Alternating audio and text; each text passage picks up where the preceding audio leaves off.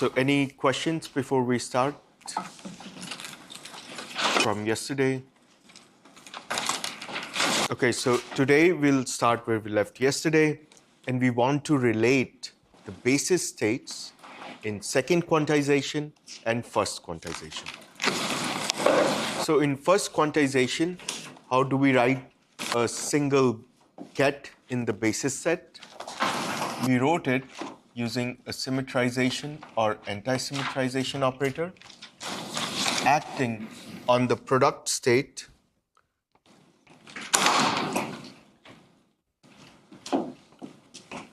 of these kets labeled by Kj.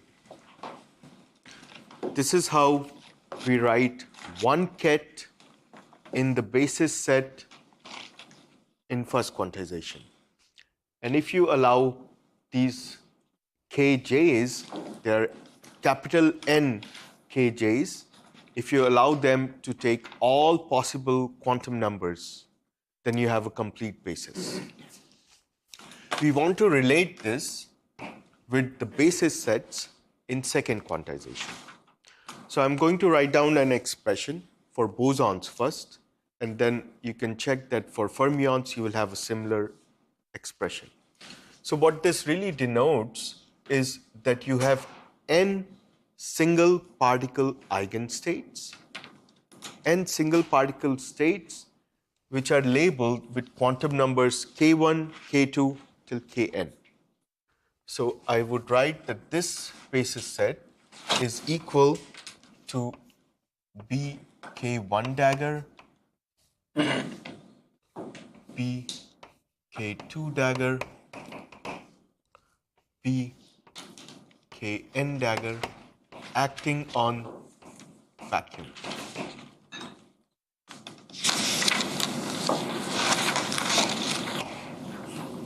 So I'm writing zeros here just to specify that it's zeros for K1, K2, Kn, but the whole basis set, if there are n particles, you have these Kns, there are zeros for other quantum numbers as well.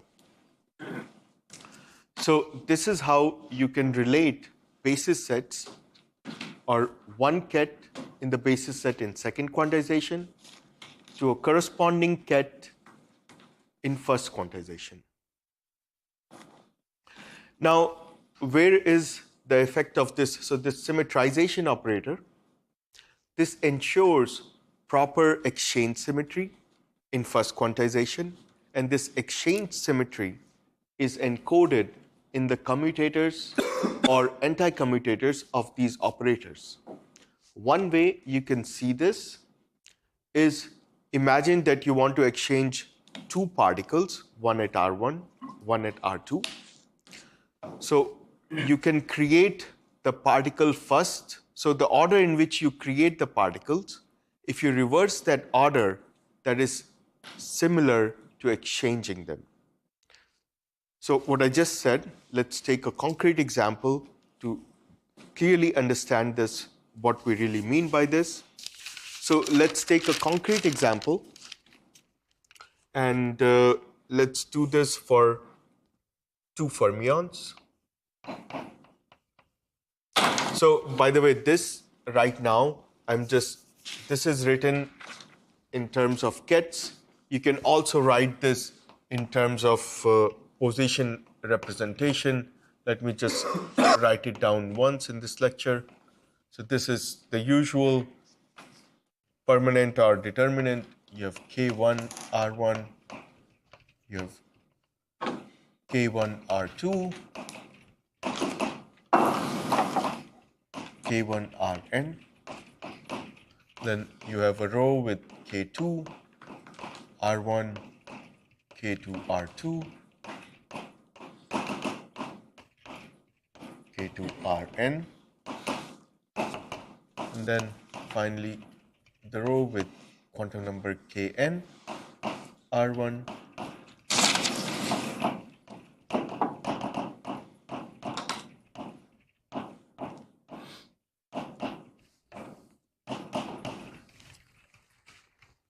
so let's take an example and consider two fermions.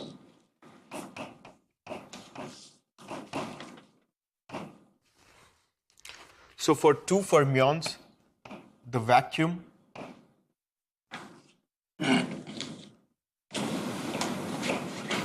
is simply, let's write it as 0k1, 0k2. So only two fermions, and they are denoted by quantum numbers k1 and k2. So the basis set we are interested in is creating particles in this vacuum. Now for fermions, we know that at most you can have one particle with the same quantum number. You cannot have more than one particle with the same quantum numbers. So let's see what happens if you act with CK1 dagger on this vacuum. What will this do? It will create a particle with quantum number K1. So you get simply 1, K1, 0, K2. What will happen if you act with CK2 dagger?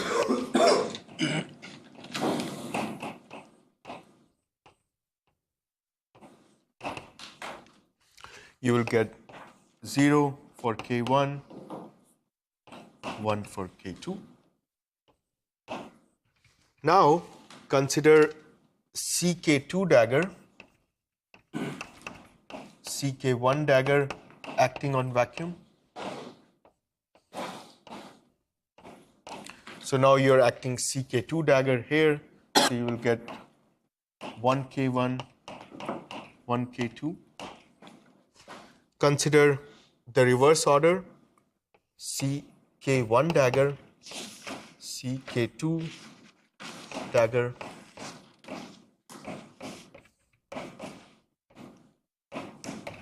Again, now you will create one particle here.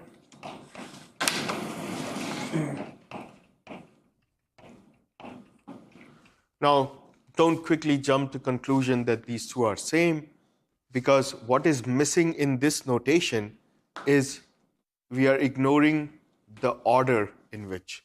So when we write something like this, you have to keep in mind the order of operators is always very important. So you have to remember the order in which the particles were created.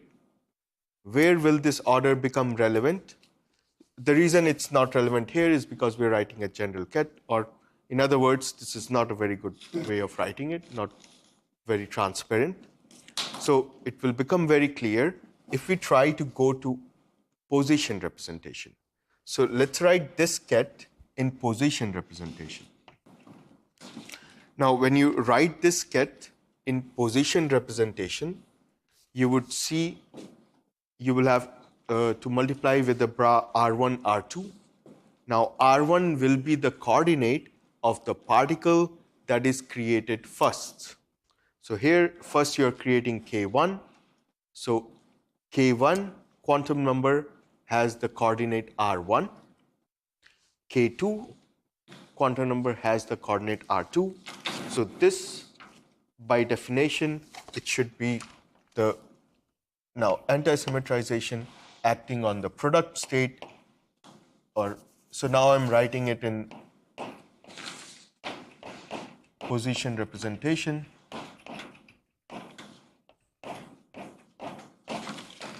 Let me check. So first we created K1 that has coordinate R1, K2 coordinate R2. What is this here with the reverse order of operators? This is similarly the anti-symmetrization operator. But now, first you created K2. So you have K2 with R1, and you have K1 with R2. Now this I will just write once explicitly, so you can check. This is 1 over square root 2 factorial psi K1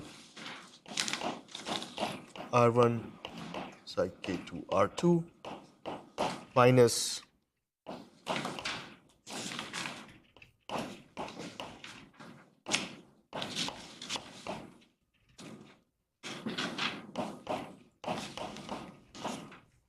and this guy is 1 over square root 2 factorial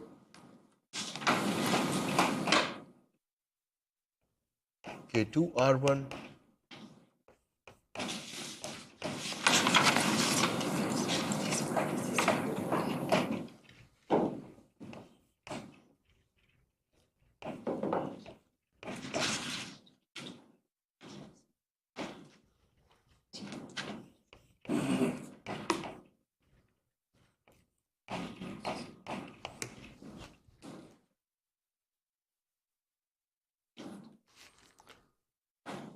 So now one can check that what does that really mean is, again, you can derive the anti-commutator relations for these fermionic operators.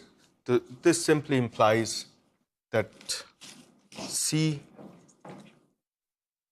K1 dagger C K2 dagger acting on. So this is equal to minus C K2 dagger C K1 dagger.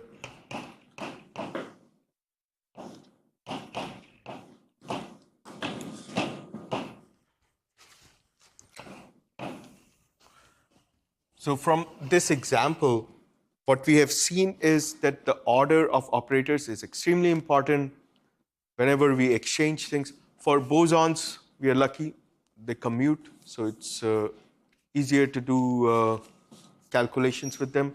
But when you have fermionic operators, you have to keep track of these minus signs whenever you exchange them. Any questions so far? So now we are going to use, now we know how to relate a ket in the basis set in first quantization to a ket in the basis set in second quantization. We'll now use these relations to write down Hamiltonian in second quantization. So let's take the most general case. So next, we want to use these relations to write general operators in the second quantized notation. So right now, we are focusing on Hamiltonian operator.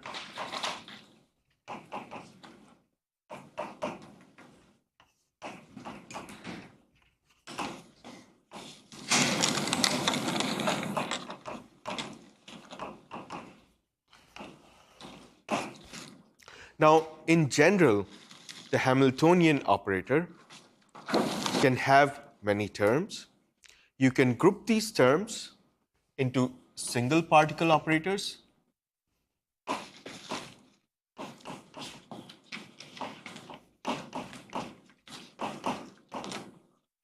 plus terms that act on two particles.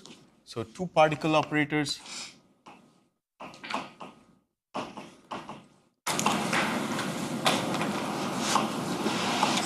and then three particle operators and so on. Now, what are these single particle operators? They act on single particles, and typical examples include like kinetic energy. So one example is kinetic energy. What is the kinetic energy in first quantization? The kinetic energy operator is simply minus h square over 2m del j square. This gradient square. So what this does is it gives you the kinetic energy of the jth particle. So this operator, it acts on the jth particle and gives you its kinetic energy. It's a single particle operator. Imagine that these n particles, they are in some electric field. So this electric field will give rise to a potential, and each of these particles will feel this potential, and as a result of this potential, there will be a contribution to the potential energy. So in the presence of external potential, you'll have a term in the Hamiltonian which can be written like this. So this V denotes some external potential. So terms like this, they are also single particle operators. So they depend on the coordinate of a single particle, the jth particle. What are examples of two-particle operators? There is an example. If you are dealing with charged particles, which we will be most of the time in condensed matter, there are Coulomb interactions. So if you think of Coulomb interactions, you can write it down as between two electrons, E square over 4 pi epsilon naught R I minus Rj. So for example, these kind of operators, let me write it in terms of operators here.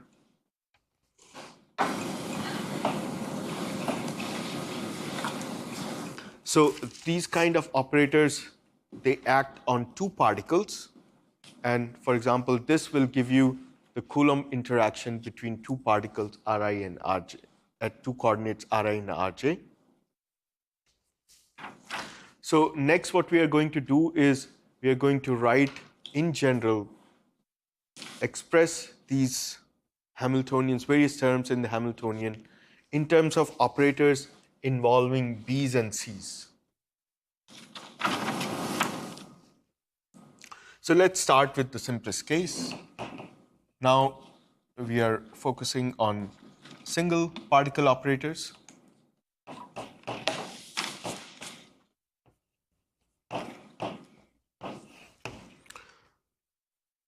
So let us assume that T hat, this represents some single particle operator, and this set psi j for all values of j. So j index, so this is one ket, allow j to take any possible quantum number, and then you have a complete set for single particle Hilbert space. So this represents complete basis of the single particle Hilbert space. So using this information, I can resolve the identity operator in the single particle Hilbert space. So the identity operator can be written as sum over j psi j psi j.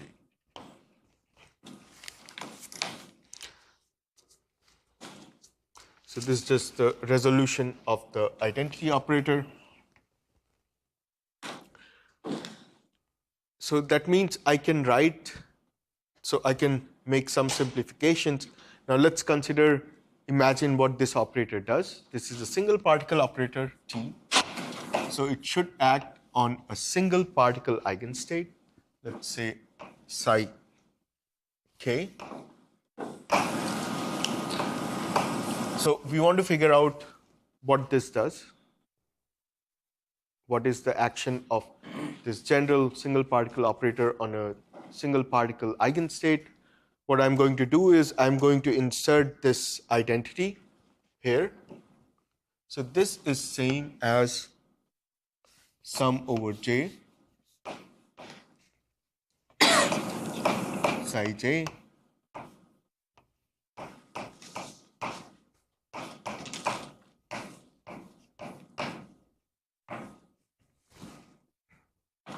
and this can be written as sum over j.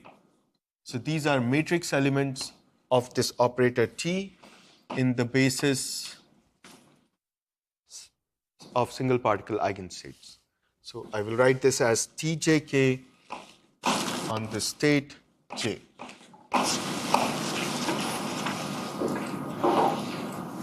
Now, so far this is acting on a single particle. In general, we have an n particle system. So let's consider a more complete kinetic energy operator. So we call this total kinetic energy. So the total kinetic energy is simply the sum of kinetic energy of all particles. So now I'm using this index small n for the particle number, or the, so we have total capital N particles, and this index small n runs from 1 to n. And this Tn will act on the nth particle and give its kinetic energy. So this is the total kinetic energy operator. So kinetic energy operator, just as an example, in general, this is a total operator, total single particle operator, which consists of single particle operators acting on individual particles and sum of them.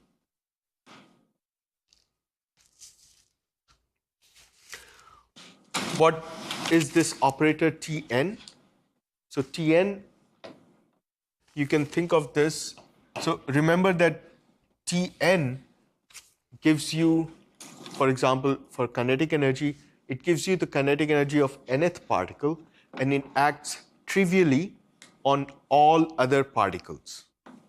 So if you think of T1, you can think of this as this operator T acting on the first particle and identity on the second particle, and so on.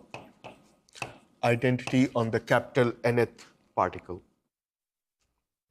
Similarly, T2, it's trivial on the first one, kinetic energy operator on the second one, and it's trivial on all other particles. So in general, if you think of this operator Tn, this is identity on all particles, but at the, let me just write it down and I'll explain.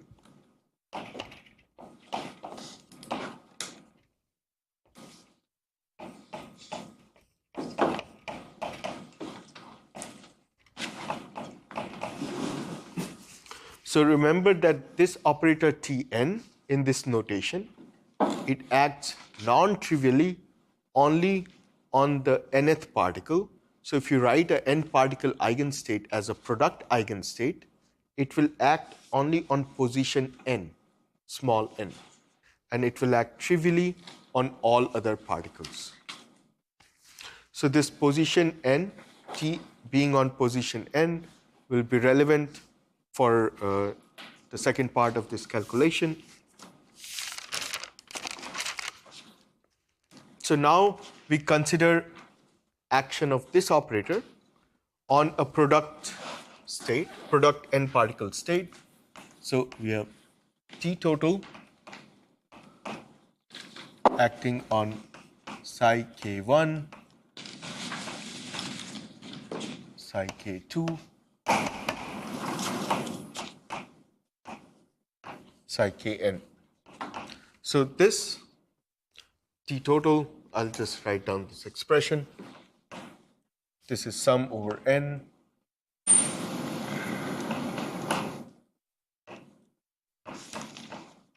these operators Tn acting on the product state.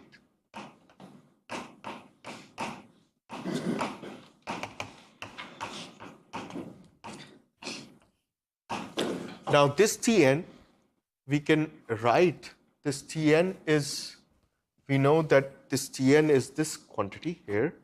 So this T operator acts at position n. What is this operator T? This can be written like this, sum over j, tjk, psi j. So this quantity I can write as sum over n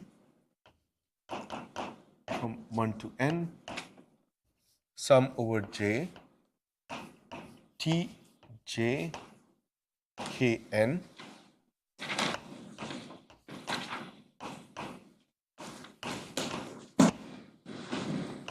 and now at position n I will replace psi k n by psi j.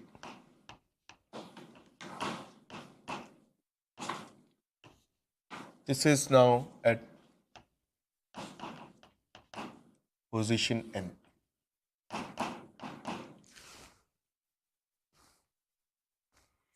Is it clear? So we know that this Tn operator, it acts trivially on everything, but T operator acts in position n, and this T operator acting on a ket is replace that one ket by J and these matrix elements, and that's what we have done here.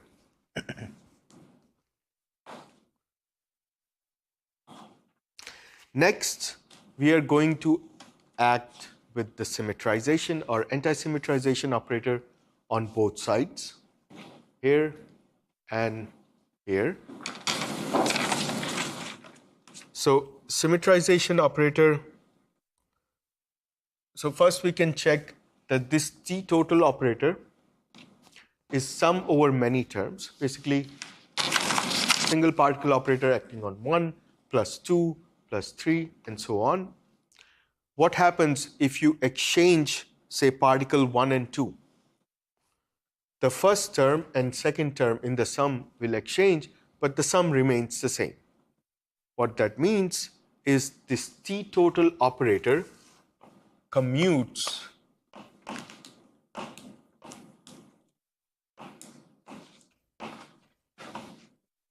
so T total operator is invariant under exchange.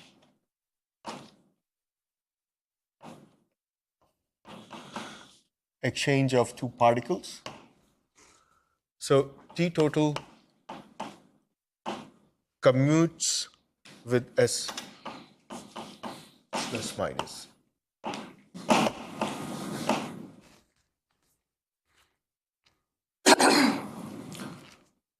Right? So if I act with S symmetrization or anti-symmetrization operator on this left-hand side,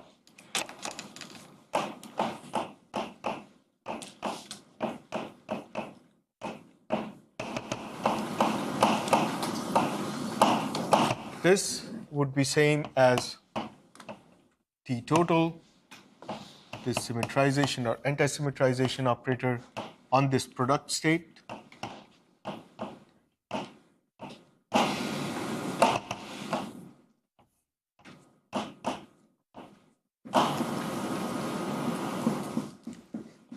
Now, this quantity,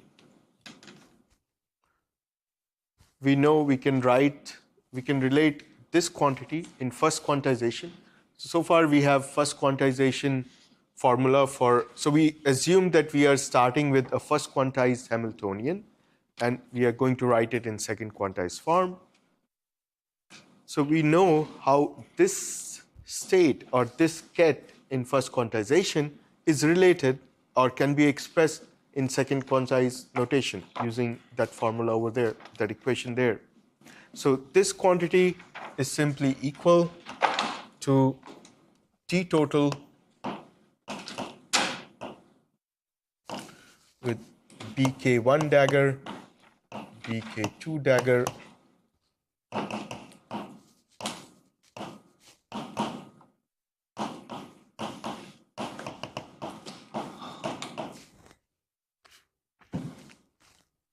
Any questions so far?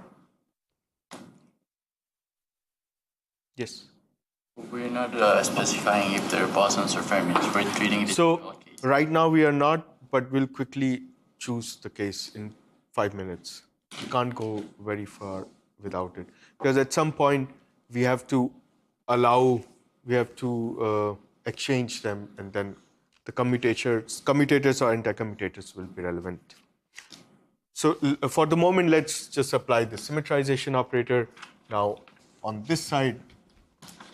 So what does this symmetrization operator mean? So let me just write down sum over n from 1 to n, sum over j, t j, k n. So if I act with symmetrization operator on this side, this is just matrix element. That means I'm acting with S plus minus on now this product state.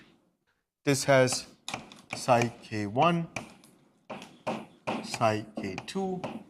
Remember here we have psi j at position n.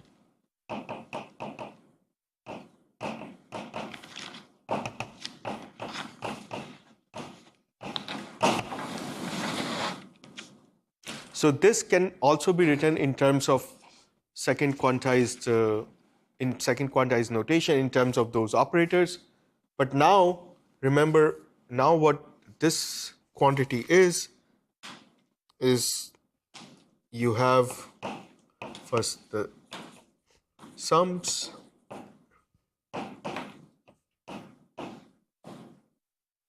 and then you have these operators such that the kn is replaced by j.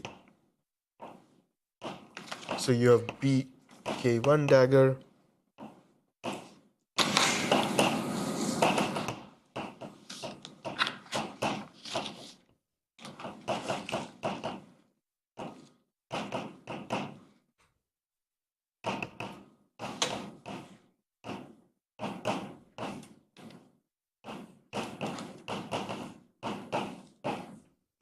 right? So at small and nth position, you have bj dagger in this line. Next, what we would like to do is we would like to make the ket here or this ket identical to this ket. So by comparing whatever is in front, we can read out what the total kinetic energy operator is.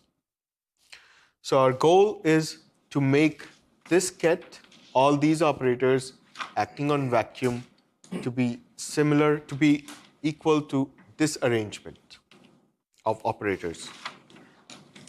Now here it's crucial to know what kind of operators we are dealing with. A particularly important case is when these operators are bosons and you have more than one boson in the same quantum state. So for fermions, you can at most have one particle in a quantum state, and that case turns out to be much easier. But if you have multiple particles with the same quantum number, rearranging this is a bit tricky. So let's do that. So let's assume, let's decide on, so here on this side, we have these pk1 dagger, pk2, pk capital N acting on vacuum. Let's assume that here we have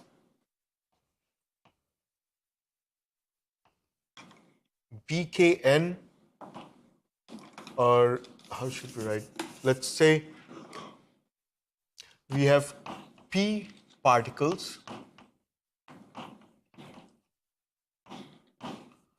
with same with kn, with quantum number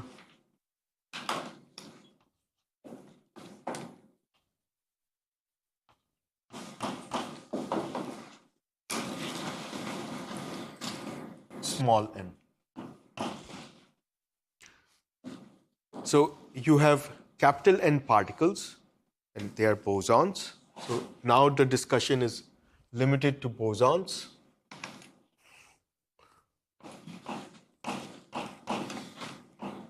And we assume that we have p particles with the quantum number k small n. That means this side contains a factor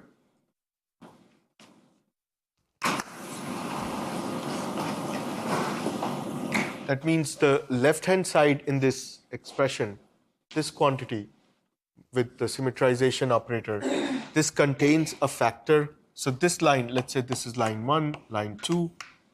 1 contains a factor bkn dagger to the power p. Is this clear? Now, what did we do in the second line? We replaced the bkn dagger at position n by bj dagger. That means the second line contains a factor bj times bj dagger times bkn dagger P minus 1.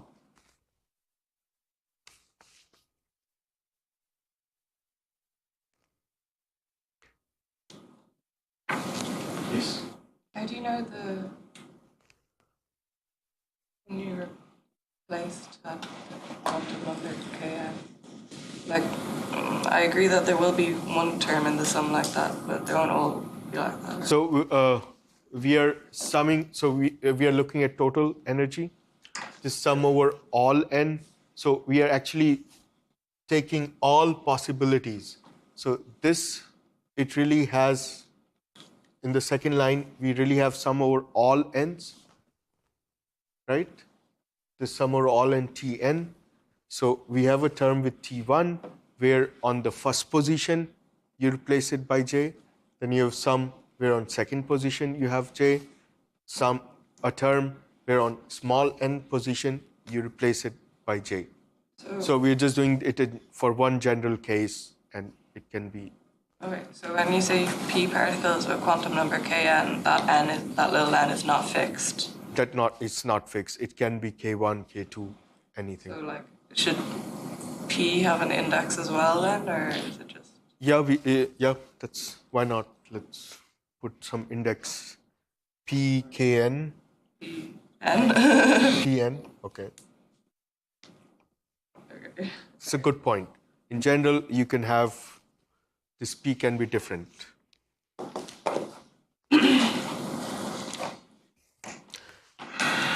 So what was our goal? We want to make these kets look identical. Now, in the tutorial today, you will show that this BKN dagger to the power P minus 1 acting on vacuum can be written as 1 over P BKN dagger to the power P acting on 0.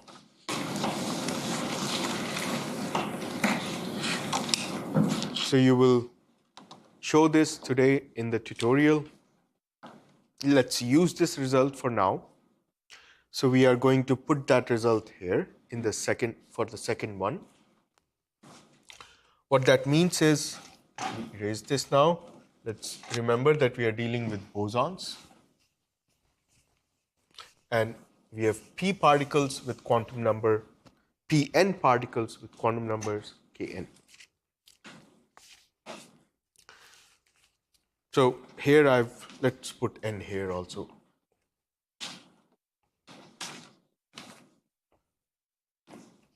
So we'll use this, write down what is there in the second line. So in the second line, these operators can then, so we know that this line contains a factor which is Bj dagger, Bkn dagger, Pn minus 1. This Pn minus 1 can be written as Bkn dagger Pn with the Bkn over Pn. Now this Bkn dagger, when you write this Bkn dagger Pn minus 1 with Bkn dagger, this will become equal to whatever is here. What you will get extra is this annihilation operator Bkn. So what we can write using this result is that T total Bk1 dagger, Bkn dagger acting on vacuum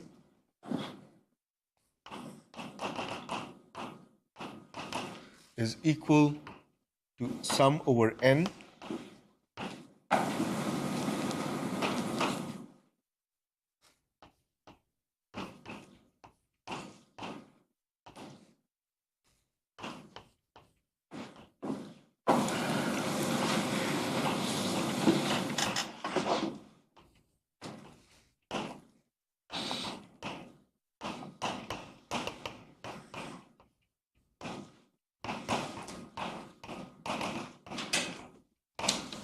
So now we have made this ket identical to this ket,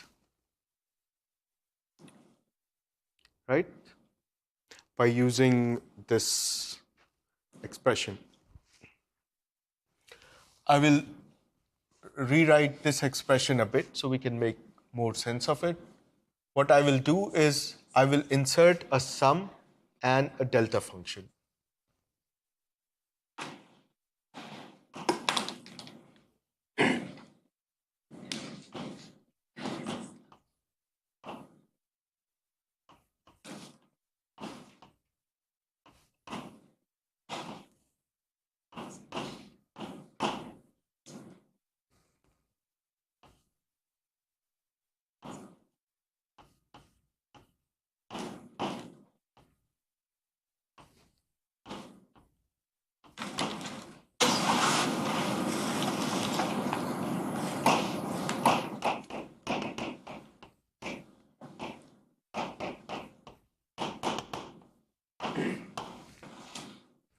So I've just inserted this delta function, which gives a finite contribution 1 if the index k is equal to kn. So this sum and delta function, so I've just inserted a delta function and sum. This is equal to this, right? And now we are going to look at the first sum, the sum over small n. So in this sum over small n,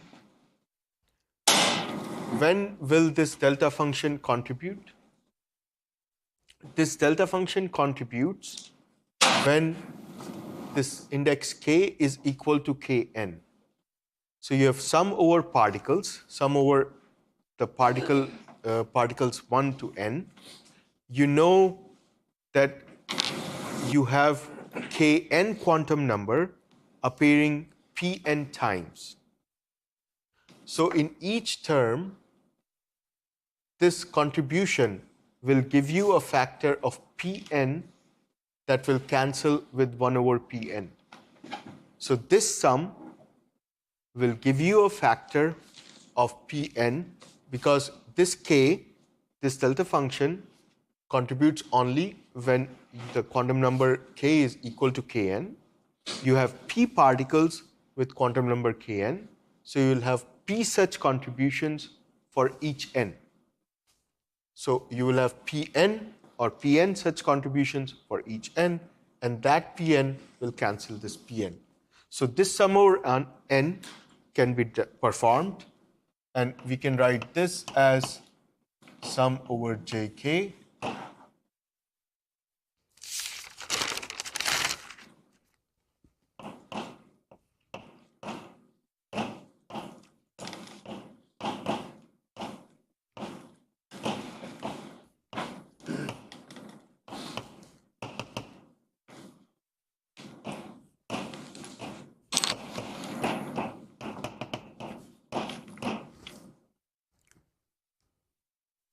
So now we have arrived at the expression for the total single particle operator. This total operator can be written as sum over j, k, t, jk, bj, dagger, bk.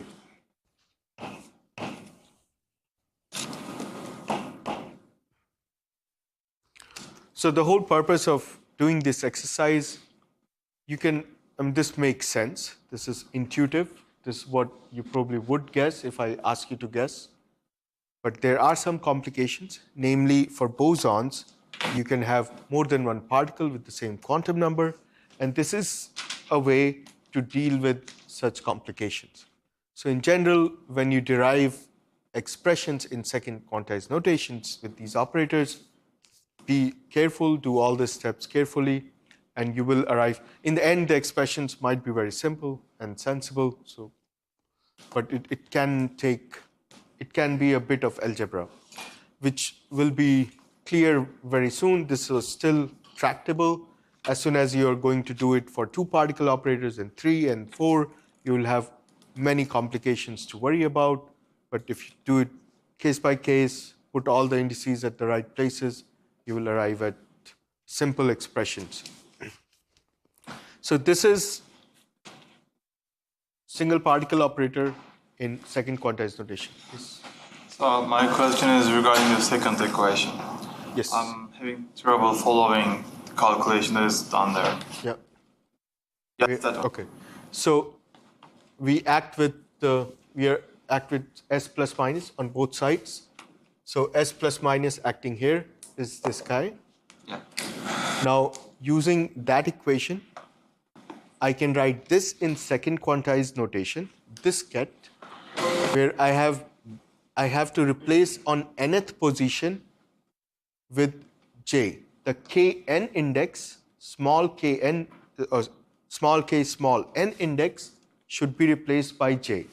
So I have bk1, bk2, at position n, I replace with j. And everything else remains same. Oh, because they couldn't. Okay. Yeah. So for bosons, yes, if you are, okay, I see your question that if I think of this j, kn, what if this can be in front or so on. So because they are bosons, this is not an issue for us. Yes. And for fermions, you can at most have one particle, so this is not an issue at all. Yeah. That's a good question. Yeah. Anything else? Okay, so now let's consider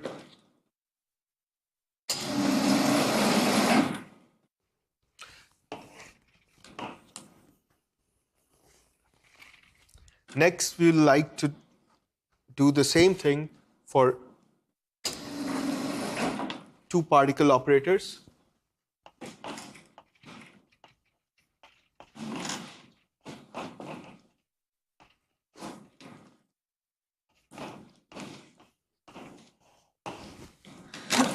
So, as we discussed before, a two-particle operator acts on two particles.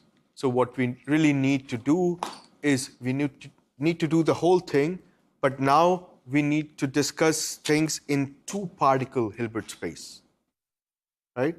So here, this was a complete basis of single-particle Hilbert space. So now we have to write down a complete basis for two-particle Hilbert space.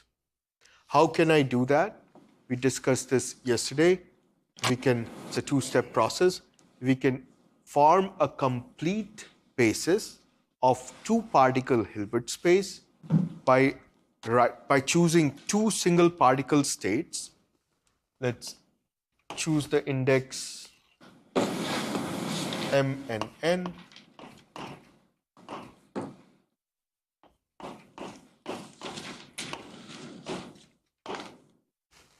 If I allow m and n to take all possible quantum numbers, then this will be, so this is one single ket.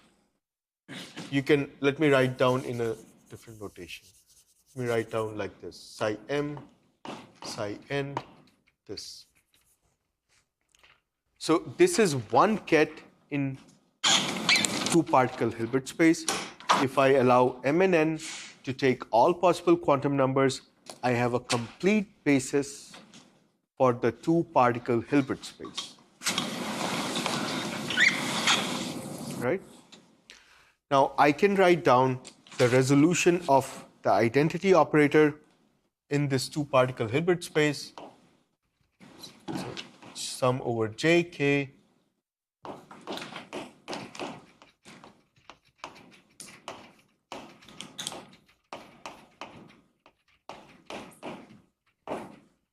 this is the resolution of identity operator in,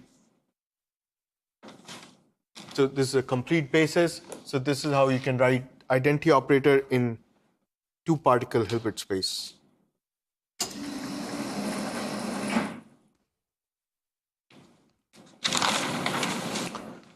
So we discussed one example for this two-particle operator is this potential, is the Coulomb interaction. So let's assume that, let's do it for a general two-particle operator first, and then we'll discuss implications for Coulomb interactions. So let V be a two-particle operator.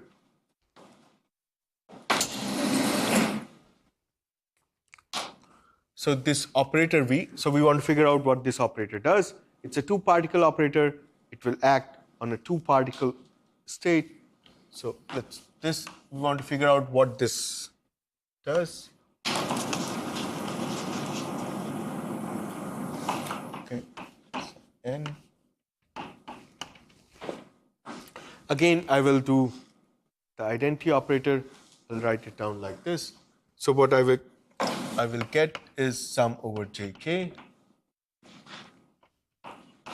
psi j psi k.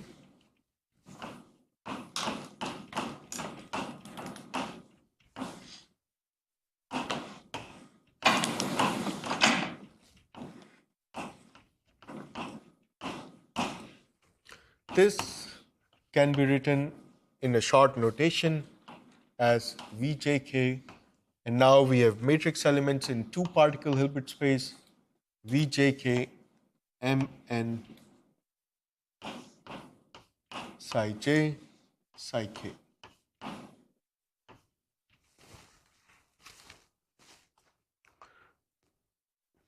How can we calculate these matrix elements?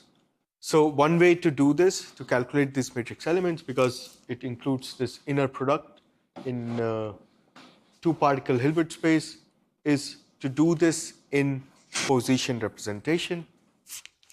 So we can calculate these matrix elements V, Jk, Mn.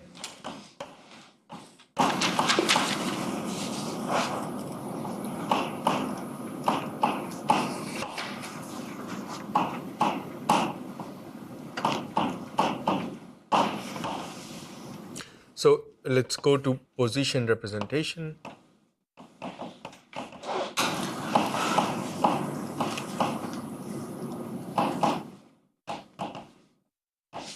So in position representation, we can write this as an integral over two coordinates, d cube r1, d cube r2,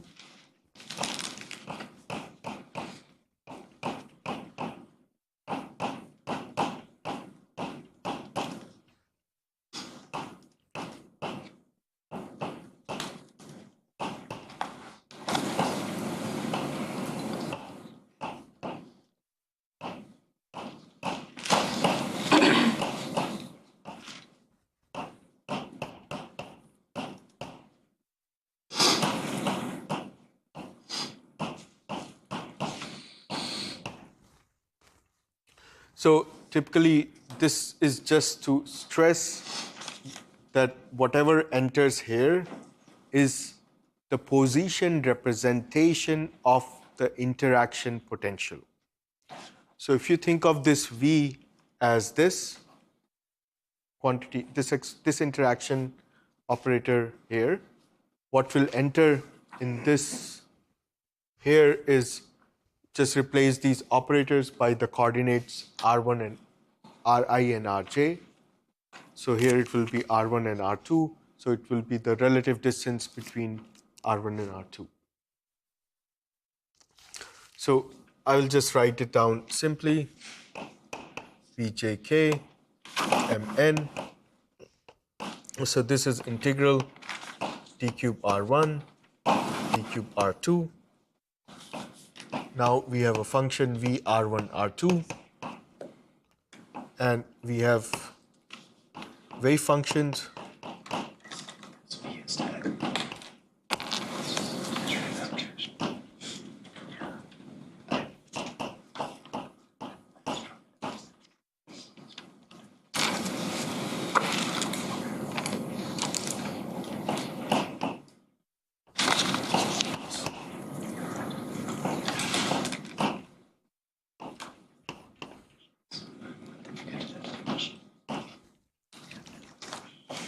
If you want to go one step even before this, you would have different coordinates, R1, R2, R3, R4. But when you write down this, you'll see that R1, R2 has to be equal to R3, R4. There will be delta functions, and two integrals will collapse, and you'll get this. Is it an assumption that we're making for the potential that it is diagonal in the position? So in general, yes, this is an assumption, or let me try to phrase it in a less embarrassing way. In general, when we think of interactions in first quantization, we know that they are diagonal in these kets. For example, Coulomb interaction. So our motivation is really the Coulomb interaction that depends on coordinates of two particles. So it is an assumption. Any other questions?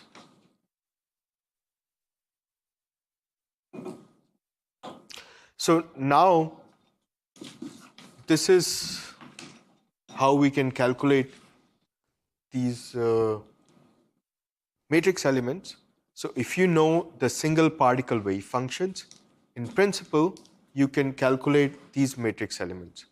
These matrix elements correspond to the matrix elements that we wrote down for single particle operators over there, TJK. We still have to find the operators. Those for single particle operators, we had BJ dagger BK. We still have to find what combination of operators enters there.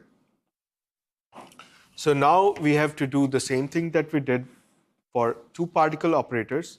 I'm not going to go through all the steps, but keep in mind that there can be complications. I will write down the final result, and you can try to do this. Just follow the same steps as we did for the single particle case.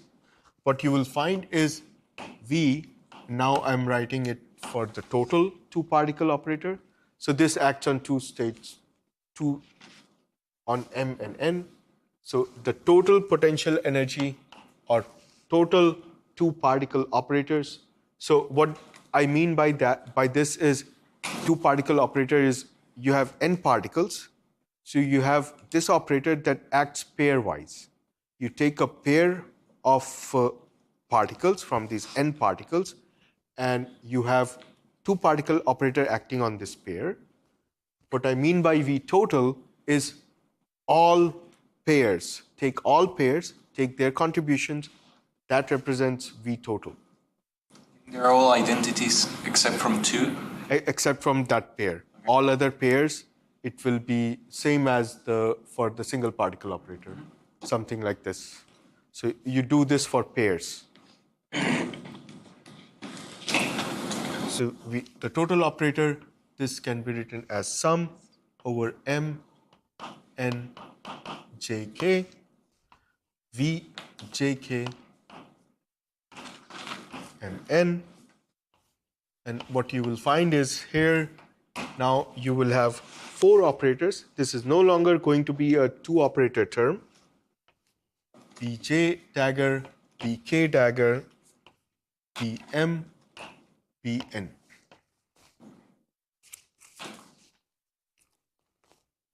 So this four operator term is usually very tricky to deal with.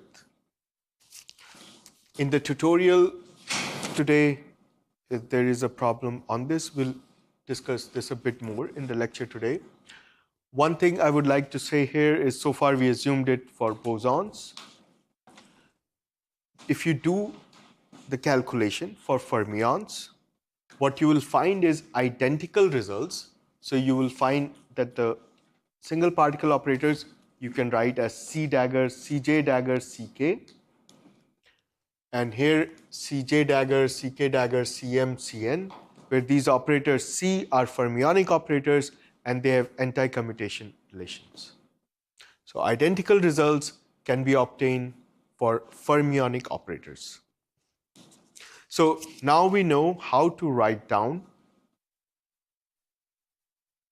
Hamiltonian operators, for example, which can be broken down into single particle operator, two particle operators, and so on, in second quantized notation.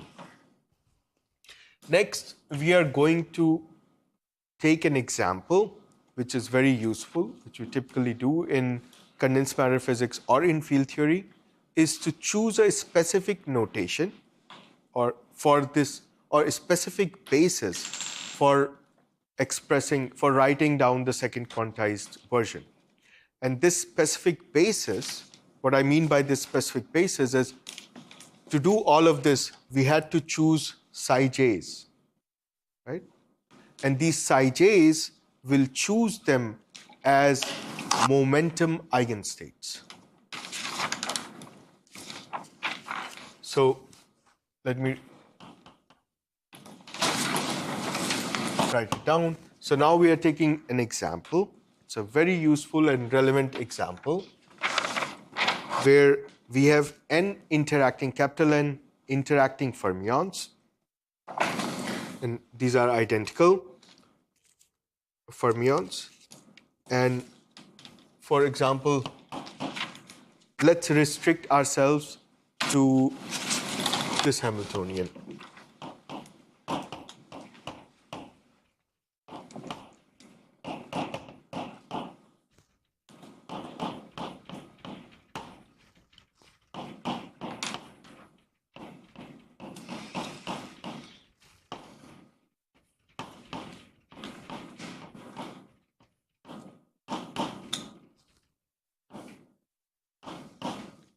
So this Hamiltonian, it has kinetic energy term and an interaction term. The interaction is pairwise. For example, Coulomb interactions falls in this category. And this is a Hamiltonian written in first quantized notation. And here you can see like we have vectors, not really operators. And our goal is to write this in second quantized notation. So the first step is to choose a basis in which we want to work. And the basis we choose is use momentum eigenstates.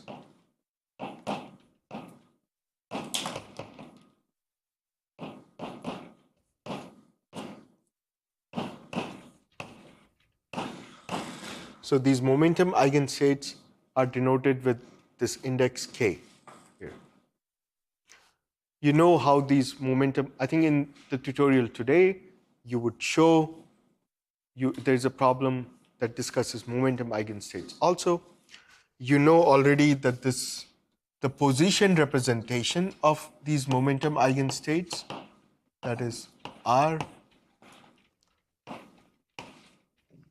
phi k, this is given by 1 over square root of omega e to the power I k dot r. So let me say that this index k is a vector. So in the rest, if I miss some vector signs, just assume there is a vector sign. In the momentum representation, when I put this index k, if it represents momentum, it is a vector. And so is this r. I'm sure I'll miss some vector signs. So in the tutorial today, you will show that these wave functions, these are momentum eigenstates. So we choose these eigenstates, momentum eigenstates, for the purpose of second quantization. So now, so far it was quite abstract, quite general. Now we take one particular eigenstate and we'll write down the operators in terms so you get a feeling of how this is done. So our task is relatively easy. What do I mean by that? We already have these operators, right? For single particle and two particle.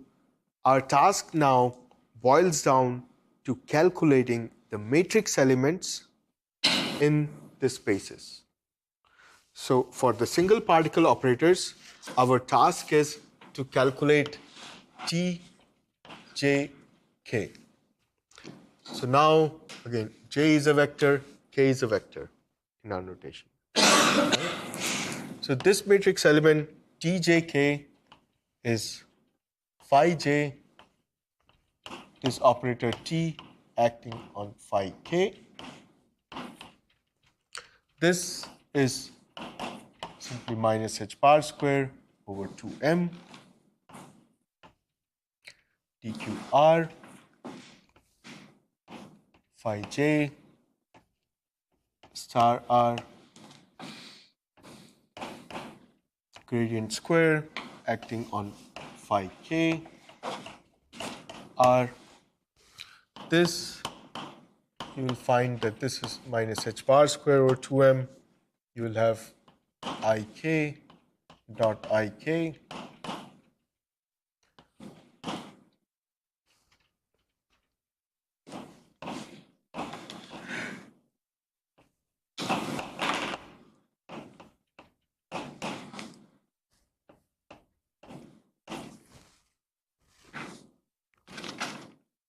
Now, this integral over position with an exponential, and a similar integral with over momentum will appear many times.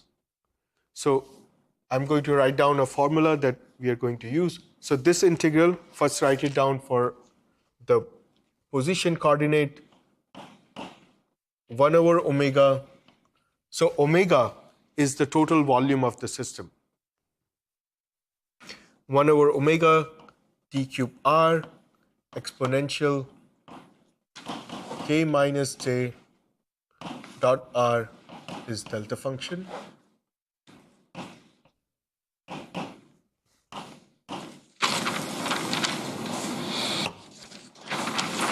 So I can use this result here, and that gives me T jk is h bar square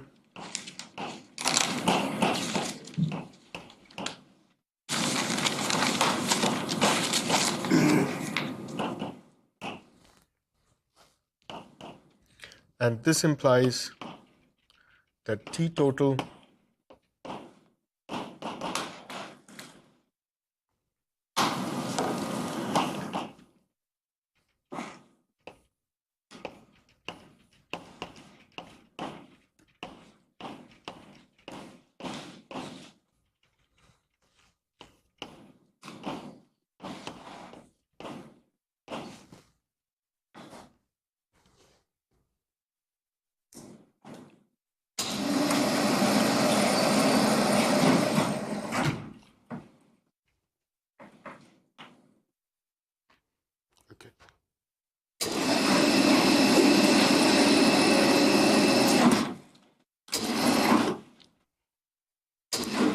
So any questions so far? So in this, using momentum eigenstates, we can write down single particle operators using that formula. And then we took an example where the single particle operator was kinetic energy operator, and the kinetic energy, total kinetic energy for n particles can be written like this. Now, what about the interaction term, the second term in the Hamiltonian? That is this pairwise interaction term, or think of it as Coulomb interaction. This V total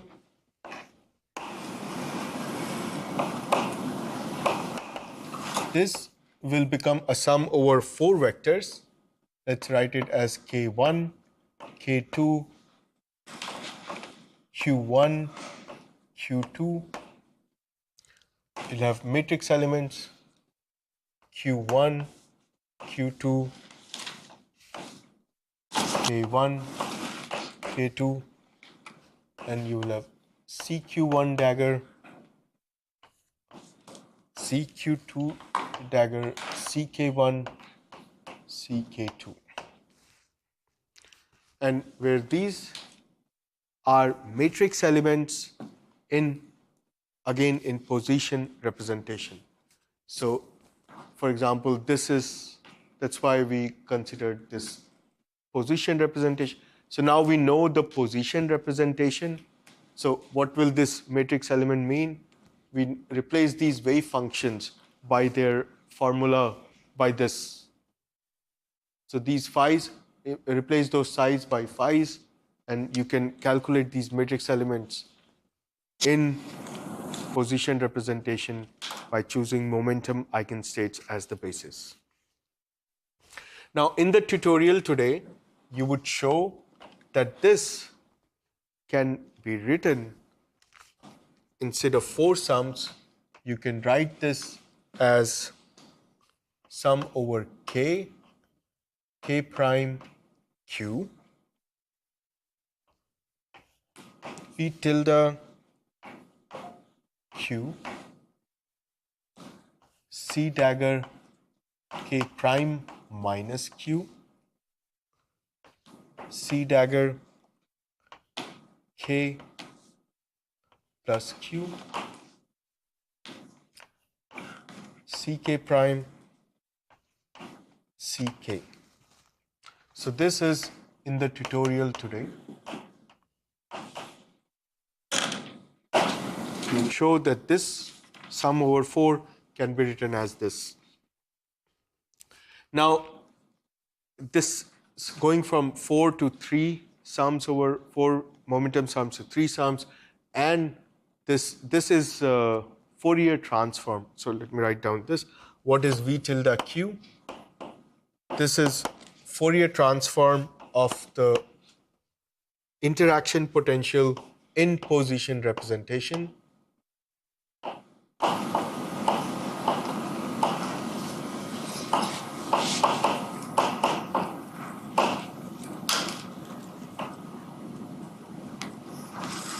So going from this 4 momentum sums to 3 sums with this q, there are many ways to do it, and you'll show this particular formula in the tutorial today. Now, this is typically how this interaction, 2 particle interactions are denoted, and you can also denote these interactions using a Feynman diagram. Now, there are many ways, or well, not many, 2 ways of notations, how you can draw the Feynman diagrams, which corresponds to time axis. So in my notation, in the notation in this course, we will choose time along the vertical axis. What that means is if I'm showing an interaction, I will have incoming particles from below, then some interaction, and outgoing particles on top. Sometimes in a lot of books in high energy use time on horizontal axis. You have incoming particles, some interaction, outgoing particles. They're all equivalent. It's up to you. Stick to one notation. So using a Feynman diagram, I can denote this interaction as 2 particles. So whatever is annihilated, these are the incoming states. I have 2 particles coming in, and these 2 incoming particles have momentum or are in the momentum eigenstate k and k prime.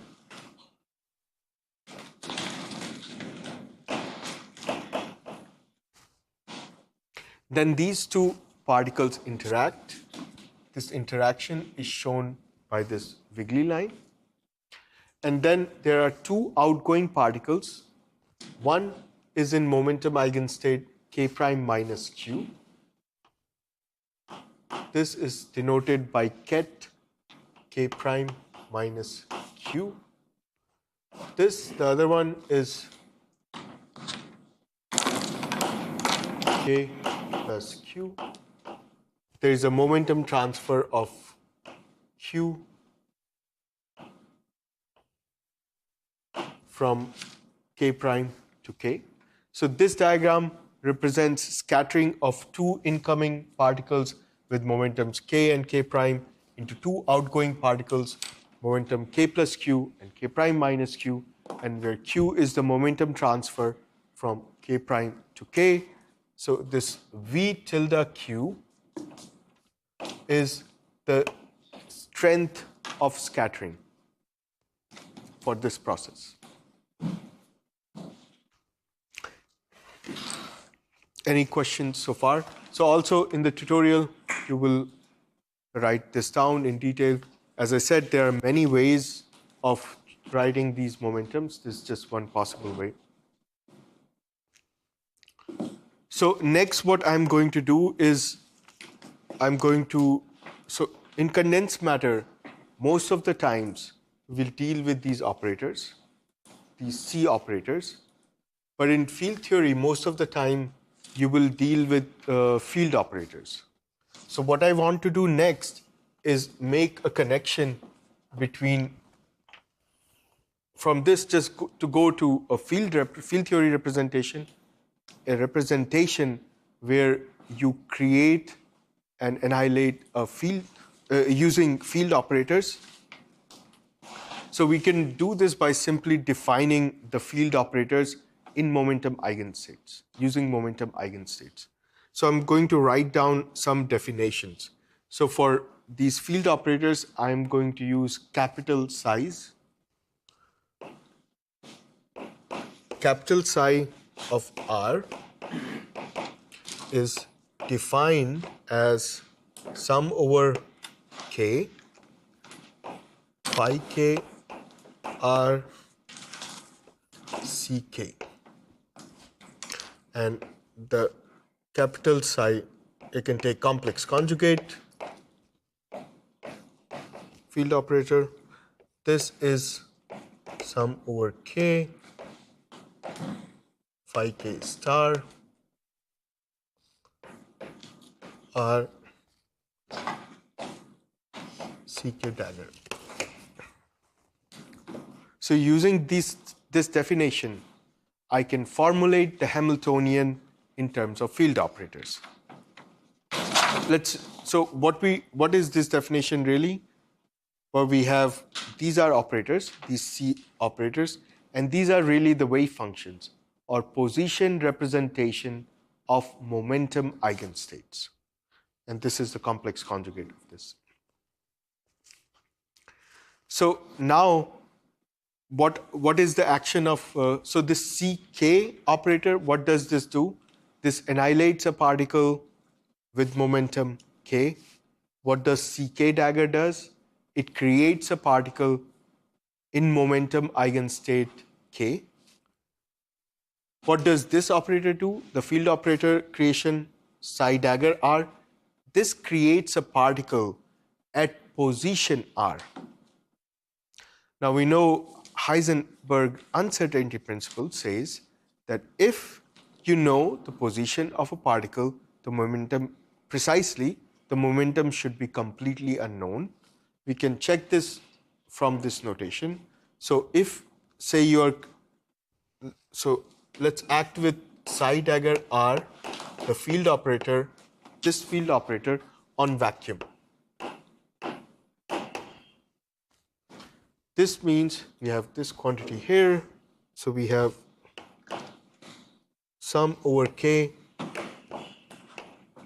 phi K star R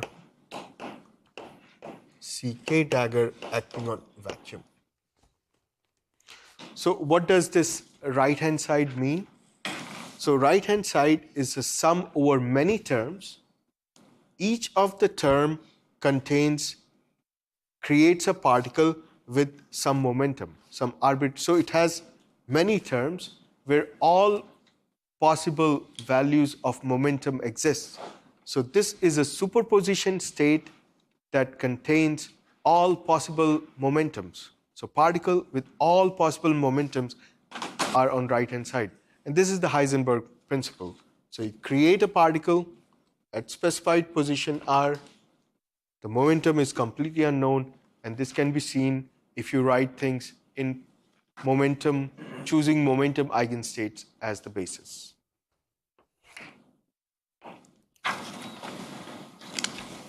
Any questions so far?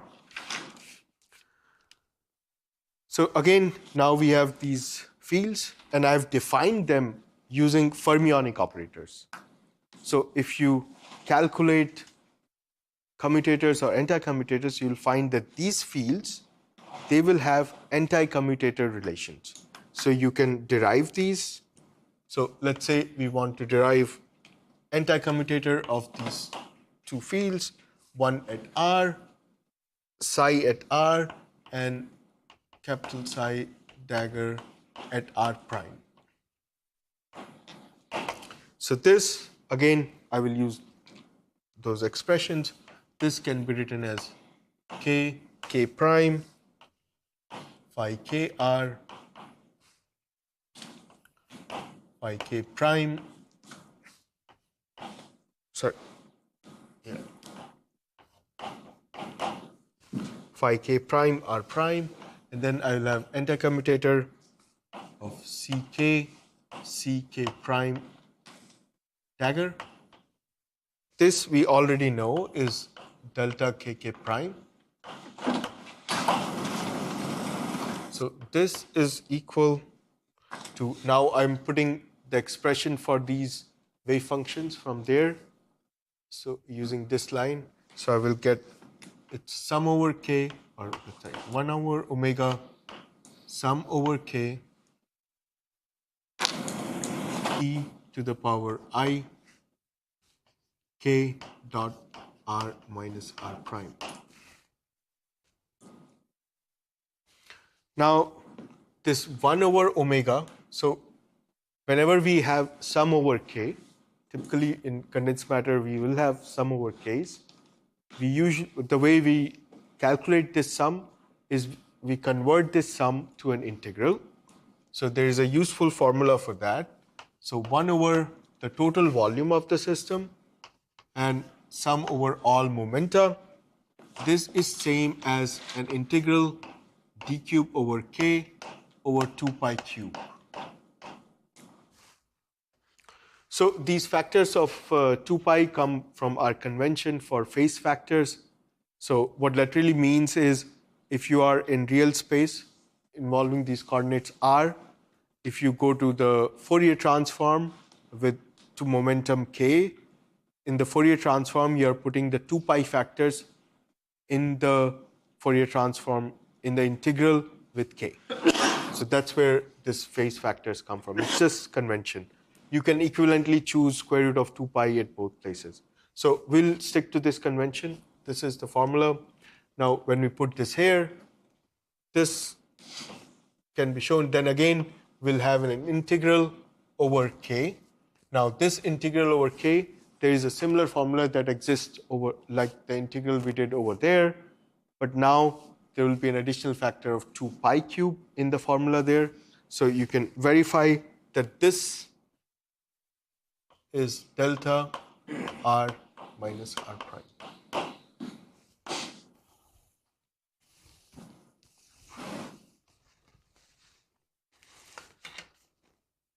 So for bosonic fields, identically, everything follows through. Instead of these anti-commutators, you will have commutation relations. The fields commute. Now, another useful thing is so now we have these expressions, how fields are defined in terms of K.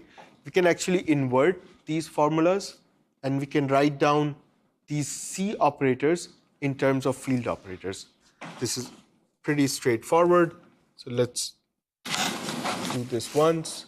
So, okay, capital size R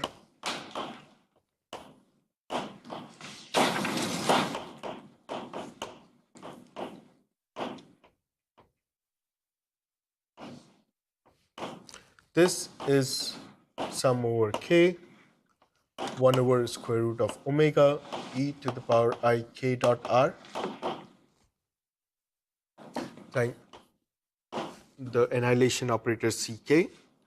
So we can multiply, so just write, multiply by e to the power minus I q dot r and integrate over all space. So when you do this, you will find that integral d cube r e to the power minus I q dot r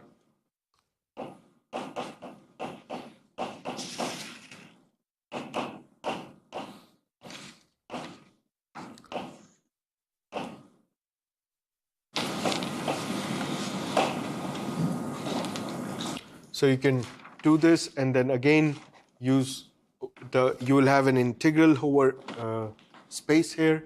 You're integrating over R. So use that formula over there. You will get a volume factor. You'll get a square root of volume factor.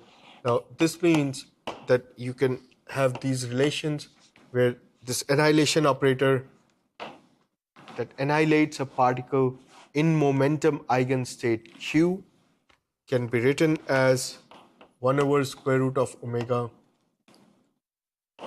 integral d cube r e to the power minus I q dot r, the field operator at R, and you can take its complex conjugate, the creation operator Q,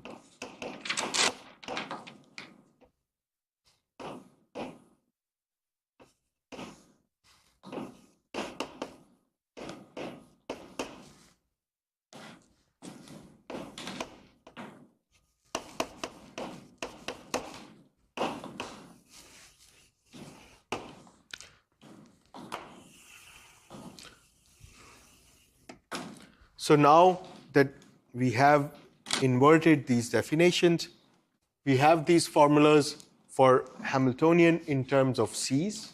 We can plug in these expressions, these integrals, and calculate the Hamiltonian in terms of field operators. So again, this Hamiltonian will contain many terms, the single particle terms, two particle terms, and so on. The single particle terms, for example, T total, this in terms of field operators becomes d cube r psi dagger r minus h bar square over 2m gradient square psi r. So if you plug in those definitions in this expression here, you will get this.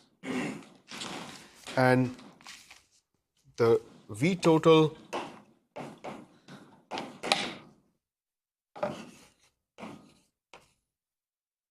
d cube r prime. We have psi dagger with r, psi dagger with field operator creation at r prime. Then we have the interaction potential.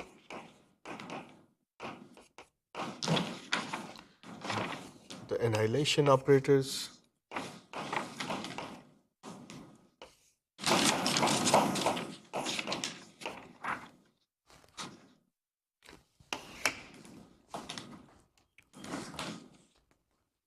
So one interesting thing to remember always is in first quantization, we talk about n particles and things are written in terms of, for example, the first line for this example, you have a sum over I that really is sum over all particles. And the second term, the pairwise interaction, you have sum over all I not equal to j, that is sum over particles. When you have a description in terms of field operators, all these sums are no longer there. We don't talk about particles. We're talking about fields here. And this is a very transparent, straightforward way to go from that Hamiltonian that you can write from physical insight. If you have a system, that is the Hamiltonian that the system obeys, and write the same thing in terms of field operators. Okay, so we are going to end the class today, and tomorrow we will discuss how we can, so this ends our introduction and also introduction to notations. In the rest of the course, we are going to use these notations to address challenging problems. Next, what we are going to discuss is something that is called band theory, how to describe electrons in a crystal, and the periodicity that comes with it. So let's start with that tomorrow. Thanks.